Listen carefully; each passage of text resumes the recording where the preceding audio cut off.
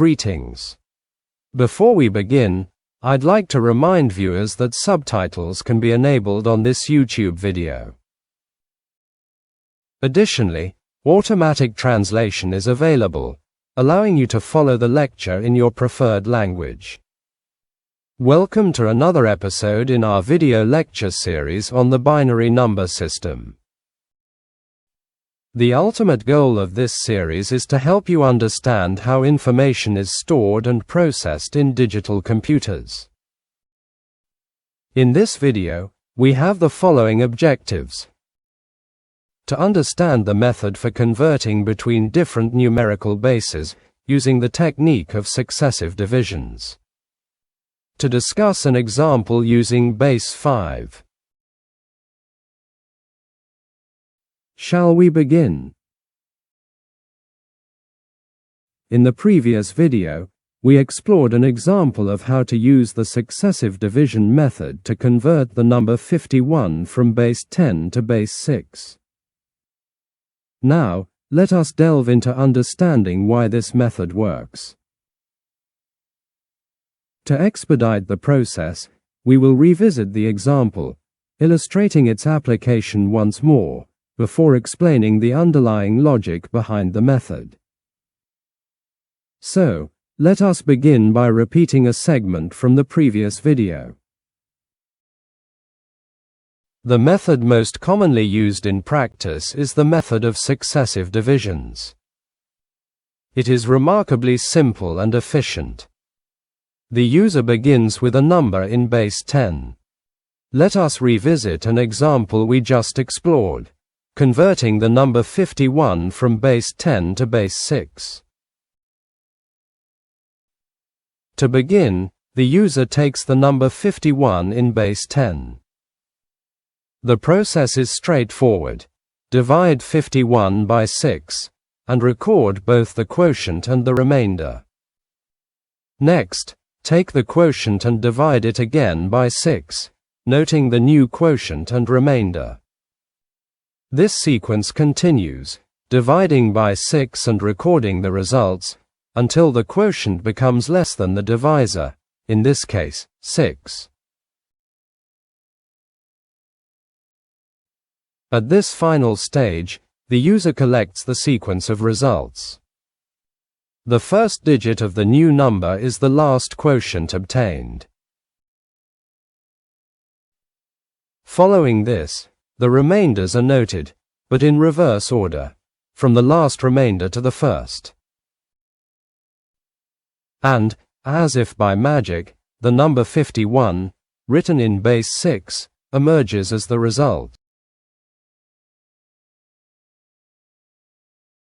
At this point, let us uncover the secret behind the seemingly magical effectiveness of the simplicity found in the method of successive divisions.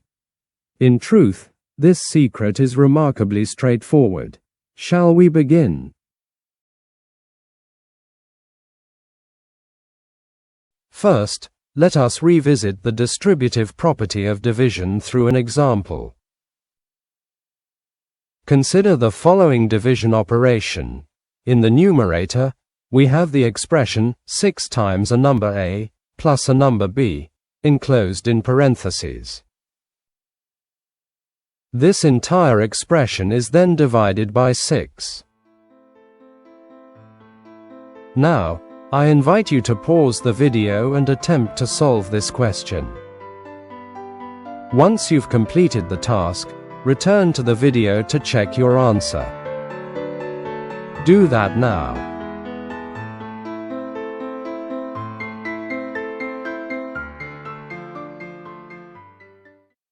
Did you manage to solve it? Let us verify. The result is this. The whole number a plus the fraction b divided by 6, as shown on the screen. If you got it wrong, I encourage you to try again until the concept becomes clear. If you got it right, let us proceed.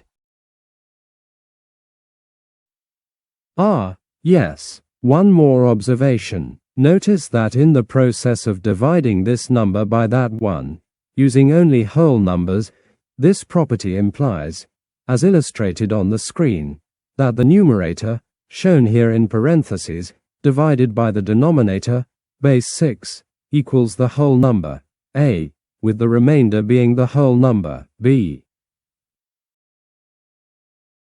Now, let us move forward.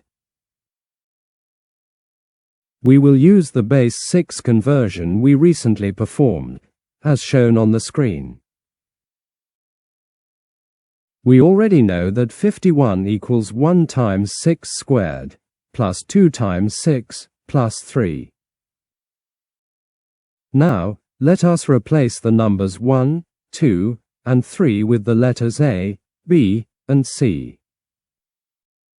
Let us consider A, B, and C as mysterious numbers waiting to be discovered.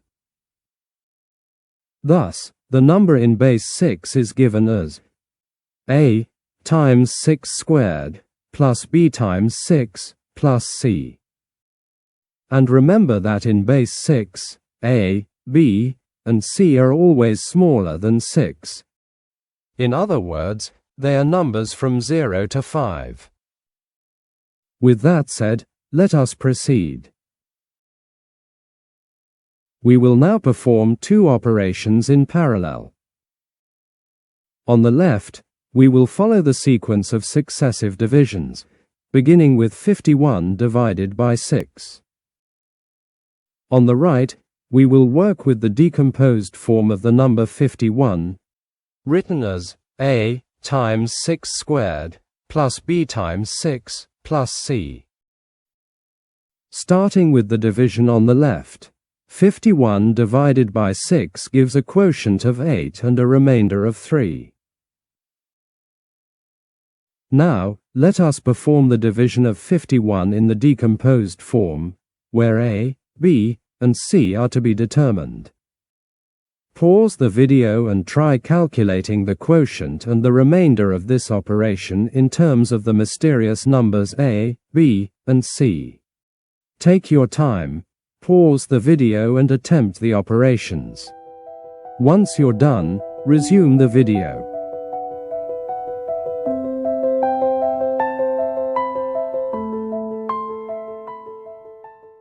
Did you succeed? Let us solve it together. Here, we can divide each term of the expression separately by 6 and then add the results. For the first term divided by 6, we get 6 times A. For the second term divided by 6, we get B. And for the third term, C, well, since C is smaller than 6, it cannot be divided by 6.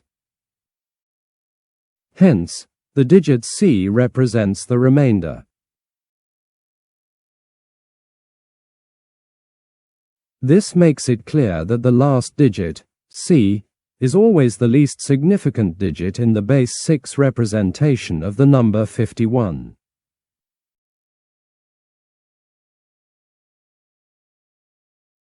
Let us now continue with the sequence of successive divisions. 8 divided by 6 gives a quotient of 1 and a remainder of 2. On the right-hand side, we divide the expression A times 6 plus B by 6. The result is the number A, and the remainder is the number B. At this point, the result, A, is smaller than the base, 6. When this happens, it is time to stop the process. With this illustration, it becomes clear how the number is constructed. The result of the final division is the first digit in base 6, namely, the number A. It also becomes evident that the remaining digits are the remainders, listed from last to first, or from bottom to top. In other words, the digits in base 6 are A, B, and C. With that, we conclude our explanation. Shall we now practice this technique with another exercise? Here it is. Convert the number 311 in base 10 to base 6. Pause the video, attempt the exercise, and once completed, return to the video.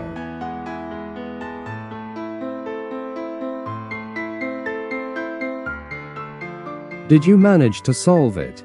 Let us check the result.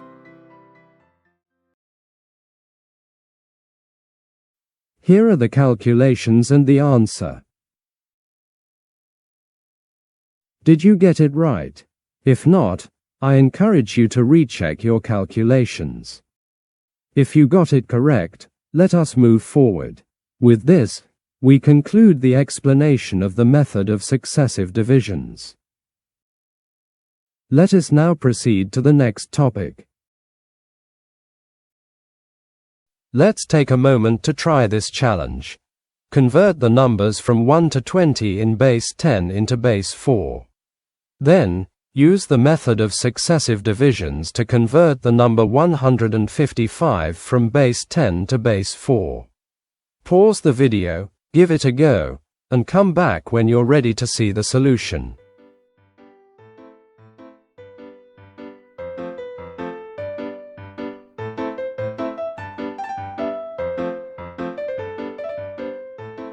Did you manage to solve it?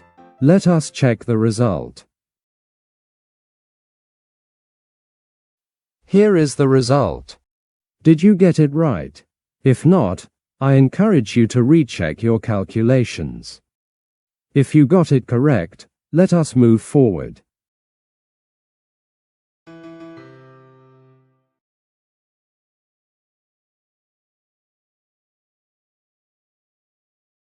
Here are the calculations and the answer. Did you get it right? If not, I encourage you to recheck your calculations. If you got it correct, let us move forward. With this result, we bring this exercise to a conclusion. Reflections on base conversions. So far, we've learned how to convert numbers from the decimal system to other bases and vice versa. However, there's one scenario we haven't yet explored: converting directly from one non-decimal base, say, base 6, to another non-decimal base, such as base 5. While this is certainly possible, the method I recommend is as follows. First, convert the number from base 6 to base 10. Then, convert the result from base 10 to base 5. Why this approach is advantageous? You may have noticed that all the calculations we've performed so far were done using the decimal system. For instance, when converting from base 6 to base 10, we expressed the number as a sum of terms, each multiplied by a power of 6. But what base did we use to perform these calculations? Exactly, we used base 10. And why was that so convenient? Because we're already familiar with the multiplication tables of the decimal system. Similarly, when converting from base 10 to base 5, we used the successive division method, and all the calculations were also performed in base 10. Now, it is indeed possible to convert directly from base 6 to base 5 by using the multiplication tables and rules of one of these bases.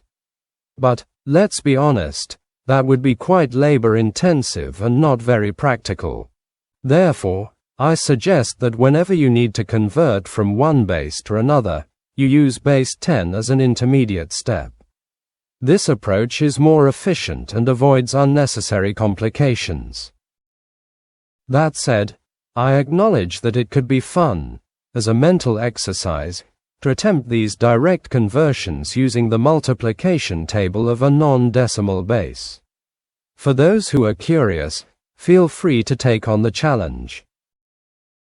With this, we conclude our discussion on converting between different bases in the positional numeral system.